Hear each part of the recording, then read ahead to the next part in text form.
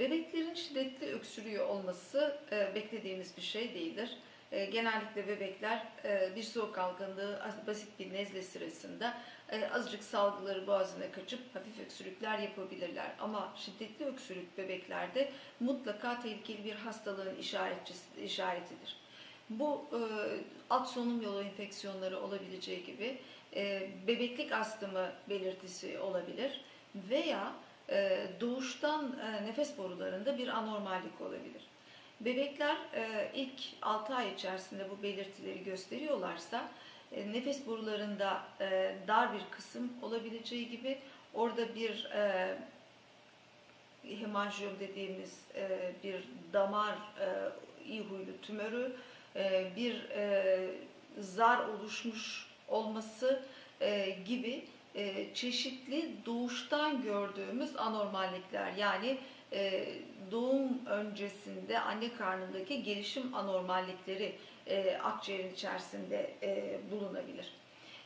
Bu nedenle çocuklarda kaba ses çıkartmak, metalik ses çıkartmak, öksürük sırasında horoz sesi veya köpek havlama sesi gibi seslerin çıkarılması söz konusu olabilir.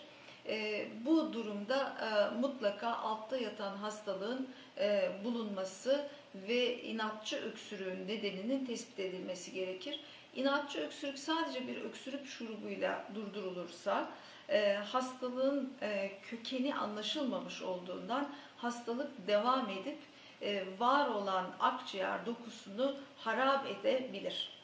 Dolayısıyla çocuğun öksürüğü bir enfeksiyon mu, geçici bir enfeksiyon mu, viral bir enfeksiyon mu, yoksa antibiyotik gerektiren bakteriyel bir enfeksiyon mu, bir alerjik tablonun başlangıcı mı, atak mı geçiriyor veya ciğerinde doğuştan bilinmedik, anlaşılmamış bir darlık, bir tıkanıklık veya bir ek oluşum mu var?